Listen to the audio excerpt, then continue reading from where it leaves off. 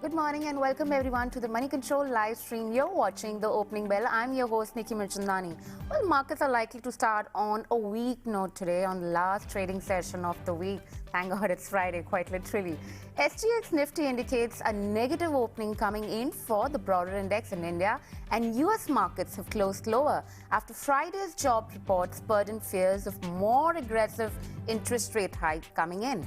US weekly jobless claim post the largest increase in 5 months. So clearly, some amount of negative cues out there when it comes to the macroeconomic data. Asia Pacific shares, they too have they've fallen early in trade today as markets have digested more signals on US monetary policy. Investors await February farm payrolls data. That's the report coming in for US. And if you talk about the FIIs and the DIIs trend, they haven't been quite encouraging. Foreign institutional investors have sold in shares worth around 560 odd crore, and DIIs too have been the sellers to an extent of around 42 crore on March 9. But with this, let us get going and discuss some stocks and studies today with the guest that we have from Nirmal, Nirav Chheda. Nirav, good morning. I'm going to start off by asking you about the Nifty levels right now. We saw some amount of losses coming in on Nifty.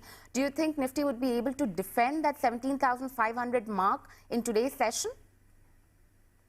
Yeah, good morning, Nikki, and thanks for having me. Looking at the Nifty, it's in a slow downtrend. Very rarely we see, such a slow downtrend happening, and this is because of the VIX. Where the VIX is below the 15 levels, and I don't think, with this VIX, you'll see a big cut in the Nifty. Having said that, we are opening down, and as you said, 17,500 might not be held, but I don't see a very deep cut. Probably, 17,300, 350. That is where Nifty should end up, in a couple of days, which is the lower band of this downward channel formation that Nifty is making. From there, again, you can expect a bounce. So what is really happening is there are lower highs and lower lows taking place in Nifty. Right now, the previous high of 18,100, that wasn't taken out. We saw Nifty making, a high around the 17,900, 950 levels, and from there coming down. So probably, the lower low now at 17,350, we might break that. We can come down towards the 17,300 to 80 odd levels and again witness a bounce back.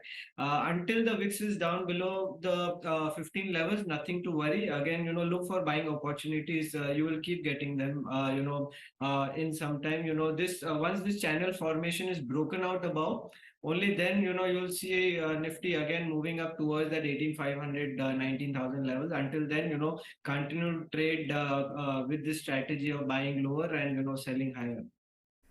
Sure. And also a word coming in on Bank Nifty index. Do you think today could be the day where we see more amount of support coming in from Bank Nifty overall?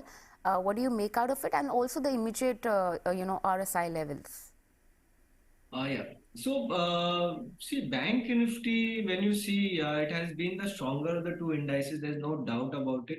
But the open interest is very high in Bank Nifty, and especially, if you see a little backdated data for the last week, you've seen a lot of open interest built up in the second and the third month's futures. And that doesn't really happen every time. So I definitely believe, there is going to be a larger cut in Bank Nifty coming in now, vis-a-vis the Nifty. But yeah, if you're holding long positions in Bank Nifty, I think one should be exiting this long positions. There are a lot of stocks which are ready to fall, especially in the PSU space. So the likes of SBI, BOB, CanBank, all of these are, likely contenders for a deeper cut. So book profits. Also, one more thing I'd like to add, there's a lower trend line, a downward sloping trend line resistance around that 41,500 odd levels. It has hit that and it has now come down, which is not a very good sign. I believe now the lower band, which is below the 40,000 levels, it's around the 39,500 levels. That can be probably hit again. And it's about 2,000 points from current levels. So, not looking good for the Bank Nifty at this point of time. Clearly, the word coming in on the PSUs out there. So far, they've been holding up. Some amount of interest has been witnessed thus far. But Nirav, I'm also going to chat about what do you think could be the three profitable strategies or stocks that viewers can now look at, which probably are near their breakout levels and can be a decent bet in falling markets like this. Ah, it's a difficult question, but yeah, I'll try to take it down. So Nicky, apart from the PSU banking stocks, I really like the index. What has happened is in this rollover, a lot of shorts have been covered in the PSU pack as a whole across sectors, except for banking. So I'd like to pick all three as PSUs only. The first one is Gale. I believe this stock is headed higher. It's making a tremendous pattern. It did go up towards that 113, 14 odd levels, but definitely it has come down. I believe 105 is a good support area. So, if it opens down, definitely look to add this stock. You can probably witness good buying going forward, and it can come up towards that 117, 120 odd levels, which can be, a good level to book at. You can keep a stop loss of around 100 for this one. The second stock is GSPL. Again, very good pattern. A flag kind of a formation breakout. Even in this market, you're seeing a good breakout in this stock. Volumes have been terrific. I believe this stock can actually move up towards its previous highs, which was around that 350, 360 odd levels. So look to buy the stock at current levels. Even on dips, you can keep a stop loss of 275 for your longs. This stock can come up towards that 310, 315 levels in no time. So that should be your first target. The third one, again, it's a similar space, but I really like this stock. It's ONGC. When the crude went up, this stock was expected to move up a lot, but this did not. In fact, it started coming down. Most importantly, there was a phase where a lot of buying happened in between 120, 130 odd levels, lot of delivery based buying, good volumes happening, but there were shorts in the system. And in the last 2 months, you are seeing the shorts being covered, and which is very, very good sign for this particular stock. I believe this stock can actually do very well. It can move up very aggressively towards that 170, 175 odd levels. So look to buy it here. 150 should be a stop loss on a closing basis. All these three stocks from the PSU space, I believe in the next couple of days or so, these can give you good returns. Sure, Nirav, just stay on the sidelines while we just quickly address the top movers of the day. Of course, you can pick and choose the stocks that you feel have a good, attractive scenario, at least on the charts per se. And a bunch of stocks that we'll be addressing this morning include the like of Tata Motors, Max Healthcare, Bharti Airtel, MGL, Gokuldas Exports, amongst others. Of course, the first one that we're going to be talking about is, no price for guessing, Tata Motors out there. The unit, Tata Technology, has filed already a DRHP with SEBI to raise funds via an IPO. Now, this is clearly an interesting development which is coming through. And the unit, actually, the company plans to sell on around 9.5 crore shares, which represent a total paid up capital to an extent of around 23.6 crore. The parent company, that is the Tata Motors, which holds around 74.69% stake overall in the firm, it's planning to raise, will be selling in around 8.1 crore shares, which represents around 20% stake overall through the OFS. And of course, we also have in other shareholders in the IPO, such as Alpha TS, which is TC, which is also going to be selling in. Tata Capital Growth Fund 2 would be selling in some amount of stake in the company for that matter. So clearly, do keep an eye out on Tata Motors. Overall, the auto space has been quite active in the recent 10-15 days, and we've seen significant amount of traction building in on that one too. So clearly, that is going to be one of the stock which we're going to be keeping a close eye out on. Of course, second one, we're going to be talking about Max Healthcare Institute. Now, this one is an ET report. The company, along with the KKR, have initiated a separate discussion with TPG to buy Care Hospital. Now, TPG has stepped in after the earlier front runner, which is Blackstone, pulled out due to a valuation mismatch. Now, the preliminary discussions have begun afresh after the valuations have fallen to around 5,800 to 6,000 odd crore. Now, do remember the fact that KKR was the original backer of Abe SOI, which led the Radiant that acquired Max Healthcare. So clearly eyes on that one. Bharti Airtel, that was the one Jefferies has upgraded to buy. We've seen significant traction building in. Yesterday we saw sharp uptick out there for Bharti Airtel. So some upgrade coming in today for Bharti Airtel on Jefferies. But we are going to be on the sidelines to quickly address the markets. And meanwhile, we'll also talk about Bharti Airtel, where, we're seeing a 30%. Jefferies at least says that they see a 13% growth in its mobile ARPUs over FY23 to 25. They say the market share gains are also likely to accelerate amidst the 5G rollouts. So let's see, how does the market open right now? Are we looking at a negative start coming in for the markets per se? Clearly, let's look at the charts right now. We are looking at a negative start coming in for the market, just as we anticipated. The cuts are getting sharper, I must say. The bears are clearly gripping. They're controlling the markets at this point of time. They're further tightening their grip on the markets, if I may so say. Bank Nifty out there needs to be seen if the support is coming in from that one, or we're seeing some amount of cuts coming in on Bank Nifty index too. More than 1% out. So clearly, it's clearly started with a major amount of losses to an extent of around 1% at least. An early trade remains to be seen if losses accelerate through the course of the day. Mid-cap index, well, broader index have been holding up, but today mid-cap index too has given up gains. Down and out with losses of more than 0.75% on mid-cap index.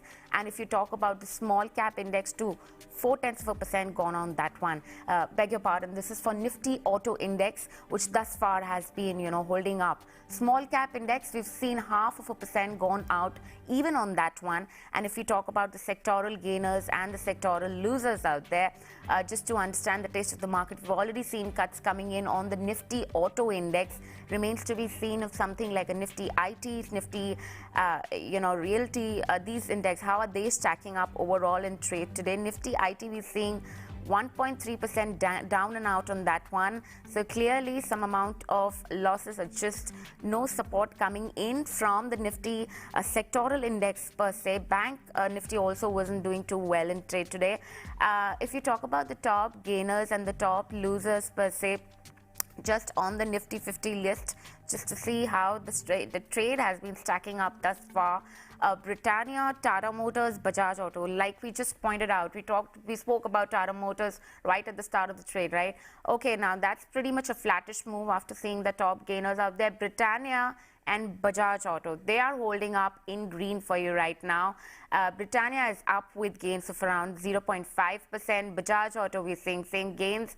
Well, overall market breadth doesn't look quite positive at this point of time, clearly. In terms of top losers, Adani Enterprises there, all right, and Hindalco, Bajaj Finserv too is among the top losers out there. JSW Steel, HGFC too have been topping the list. So clearly, metals seem to be, to be on the losing side of the game, and Polo Hospital, ICICI Bank, HDFC Bank. So financials along with metals have kick-started the day rather in red today, if I may so call it. But Nirav, I'm just going to quickly toss it back to you and ask you about Tata Motors.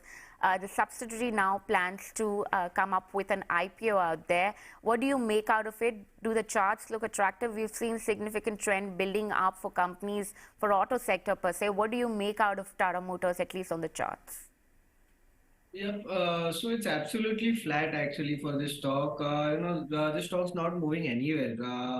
You're seeing some deep resistance coming in around that 450 levels and good demand coming in from that 390, 400 odd level. So it's near the upper band. There is likely to be some resistance coming in, some selling coming in. It can probably come down towards that 410 odd level. So, I wouldn't be buying at this point of time. Probably once it gets this breakout of 450, that is when I'd be interested in buying the stock, but not at current levels. So it's just a wait and watch game for me right now. If it comes down, I'll be buying around that 410 levels. All right. Also, let's talk about the market breadth right now. There are 47 declines as compared to the 3 advances. So clearly some amount of negative momentum building out there. If you talk about the sectoral index, all of them, almost there is no place to hide out there. All of them are trading in red right now. You talk about the Nifty Bank Index down and out by 1.5%, Auto Index to 0.5% there, Nifty IT 1.1% loss there.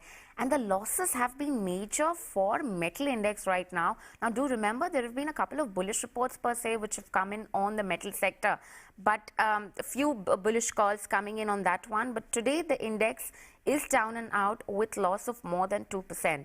Also talk about the PSU bank, like Nirav was pointing out right at the early of the trade, right?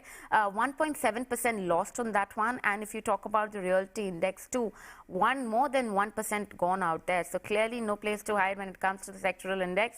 But Nirav, what do you make out overall of these metal counters right now? Something like in Hindalco, something like a Tata Steel. Do you think there is some amount of upside still left? This plain volatility playing out on these one, at least when it comes to the chart and the stock prices.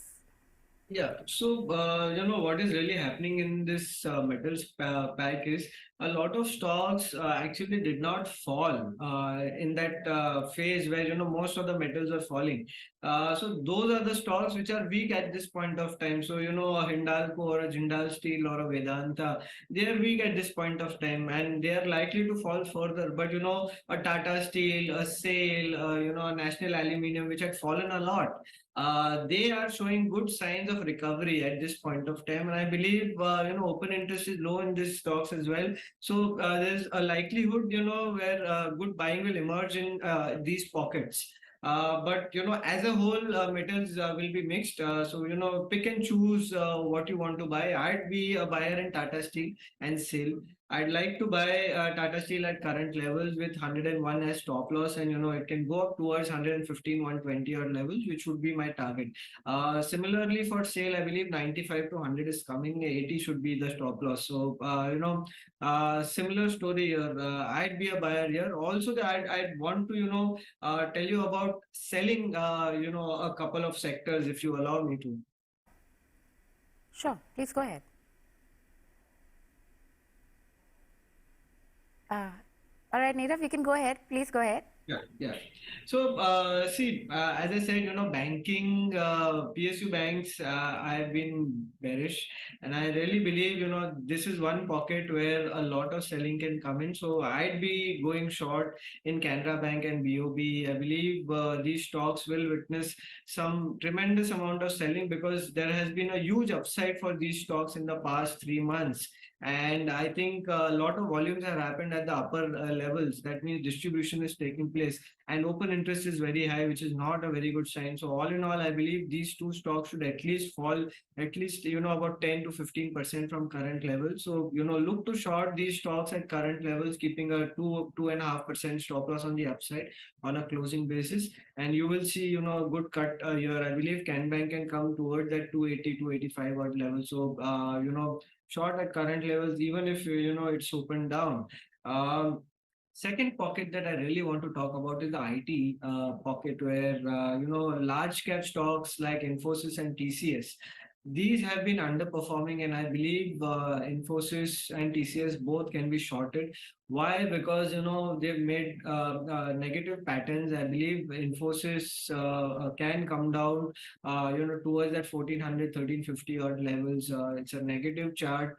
It's hit the resistance at the 1600 levels. It's the third time it has taken resistance there, and it has come down. Overall, longer term charts have become negative as well. So it's not a very good sign, at least for the next couple of months.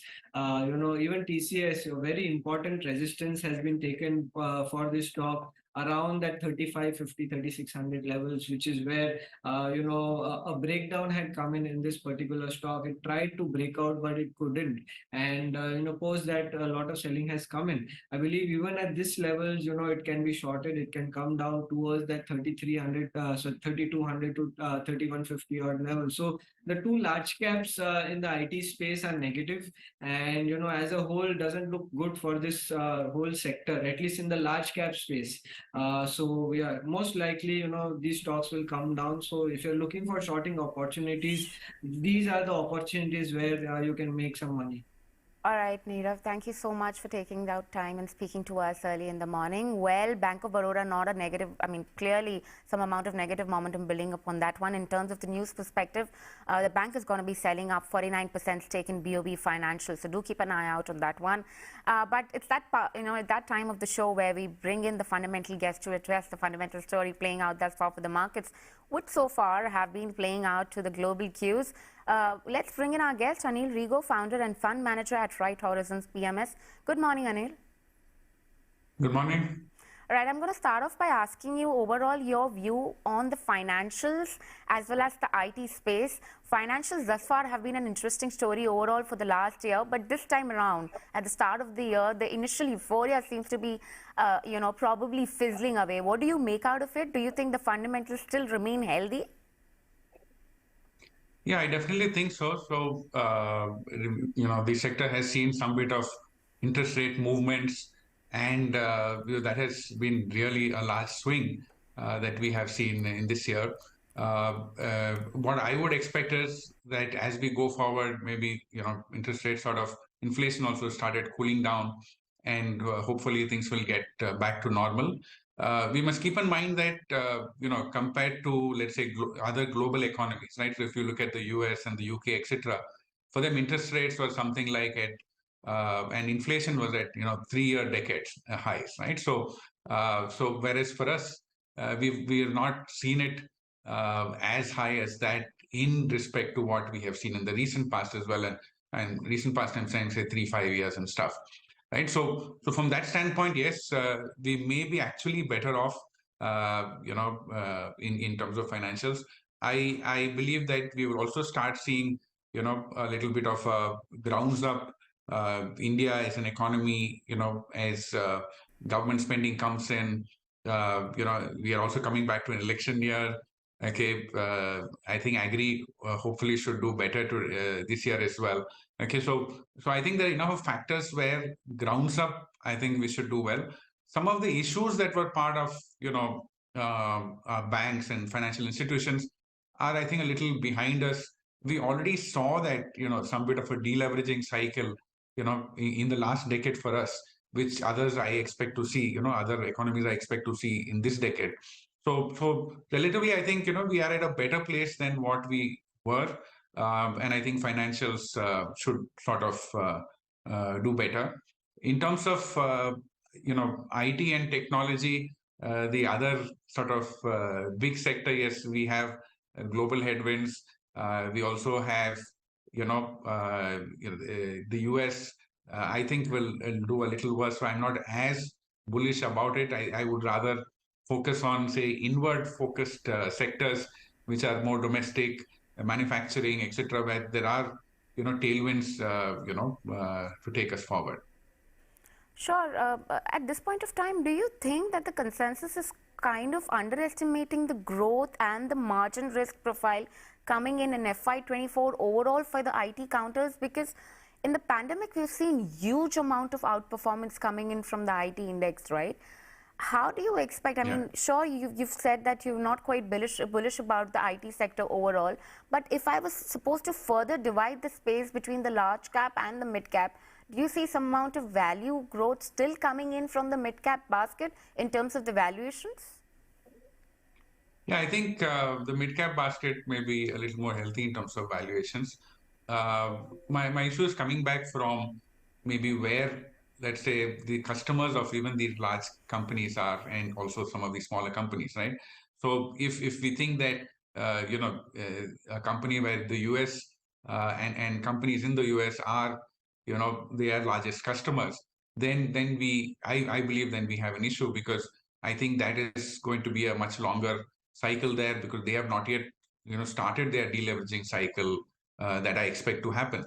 So I'm saying fundamentally, if they are focused globally, and especially I think oriented towards the US, because the US saw a great run in the last decade, okay, and sometimes that catches up on you.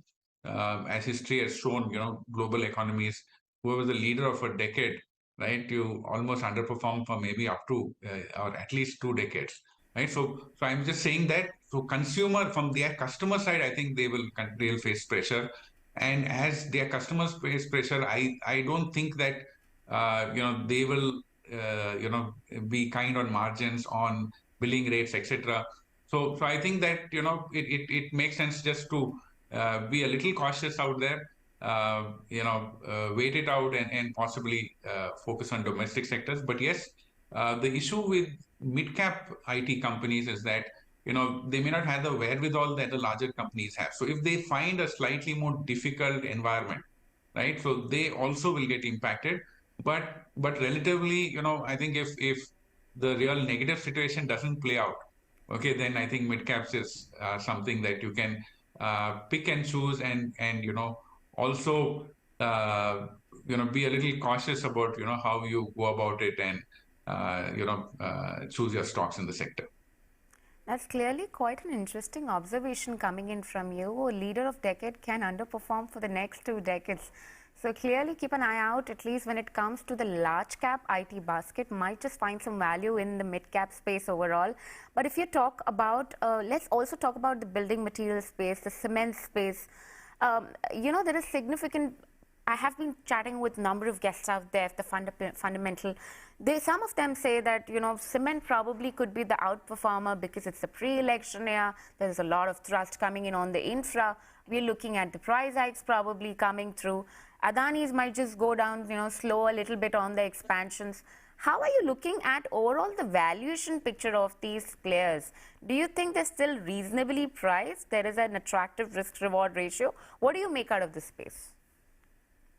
Yeah, so I am much more comfortable, like I said, of internal focused and building materials and cement, etc. Come within those spaces, and that is something which I believe. So yes, I think the big focus of the government has been, how do I increase spending?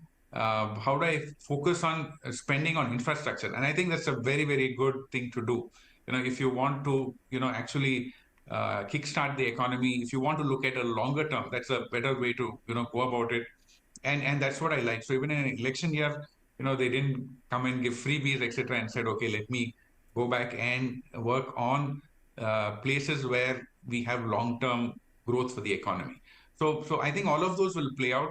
Yes, there are other factors of supply where Adani had unlimited pool of capital earlier. They are going to be a little more tight, and market is watching for deleveraging. So yes, there will be some bit of impact out there, but I still think broader from the demand side, that's the bigger one, and I think that will really come back. Housing also has not done really great over the last number of years. I think hopefully one is just waiting and watching on inflation and interest rates. If it stabilizes maybe a little lower than where we are, then I think stability will come back there as well. But definitely there is the infra and the government spending, which is anyway there. And I think the growth in the economy, which will also trigger capital expenditures, and companies get into an expansion mode. I think that will also be one of the factors there. And if the rest of the economy does well, then obviously you'll find people are buying houses and able to go back and start investing in them. And I think it's much more reasonable if I see prices have not really gone up, possibly been very muted in the real estate side. Along with that, interest rates are much lower than what it was, say, 3-4 years back. Okay, so I think it's a good place for consumption to come in, and I believe that those sectors will do well. Sure. Speaking about consumption story, there have been a couple of reports suggesting that probability of El Nino probably hitting in 2023 is rather high, but there isn't really quite a significant strong correlation per se with the FMCG volumes, with HUL being the close proxy. But what do you make out of this space, and are you bullish on that space overall when it comes to the FMCG basket? See, I see things relative to the past, right? So in the past, there has been a lot of volatility. You had COVID, you had various other factors, you had a global market fall. So some of the defensive sectors, did well. So I'm just saying from a correlating, looking at cycles of sectors with respect to, how investors look at it. See, one is in terms of fundamentals, one is in terms of, the investment flows as well. So I think that possibly we may have a little bit more risk on. So I would believe some of them have really done well. We may find the baton, getting handed over to somebody, some other sectors. But at the same time, I'm not expecting them to do badly. It's just that, other things may just find more momentum and grow faster.